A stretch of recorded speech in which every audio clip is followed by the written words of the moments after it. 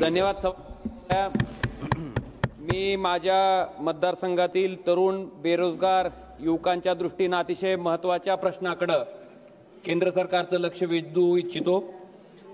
सभापती महोदया, माझा जिल्हा हा मागासलेल्या जिल्ह्याच्या यादीत देशात क्रमांक 3 ला आहे। सभापती महोदया, माझ्या जिल्ह्यामध्ये कौडगाव MIDCची साधारणतः 310 हेक्टर जमीन आणि वडगाव MIDCची 89 हेक्टर जमीन त्या ठिकाणी शिल्लक आहे।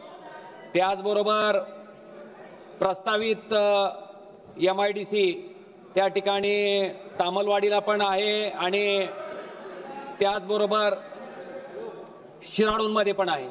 सभापती महोदया, आपल्या माध्यमातून माझा केंद्र सरकारकडे विनंती आहे की या बेरोजगार तरुणांसाठी उद्योग त्या ठिकाणी उभा राहावा, जेणेकरून आमच्या तरुणांना त्याच ठिकाणी मतदारसंघात नोकऱ्या मिळतील। सभापती महोदया, मला आपल्या माध्यमातून सांगायचंय की तेरखेड्याचा फटाका बाजार, येडशीचा चमडा बाजार, त्याचबरोबर बुमपरांडा वाशी मतदारसंघातलं खवा जो की GI मानांकन त्या ठिकाणी मिळाले, उस्मानाबादी शेळीला त्या ठिकाणी GI मानांकन मिळाले। मला वाटते ह्याच्यावर आधारित उद्योग किंवा असा उद्योग ज्याला पाणी लागणार नाही अशा पद्धतीचा उद्योग जर त्या ठिकाणी माझ्या लोकसभा मतदारक्षेत्रामध्ये आणला ड्रायपोर्ट सारखा, तर निश्चितपणे माझ्या भागातल्या तरुण युवकांना त्या ठिकाणी रोजगाराच्या संधी उपलब्ध होतील।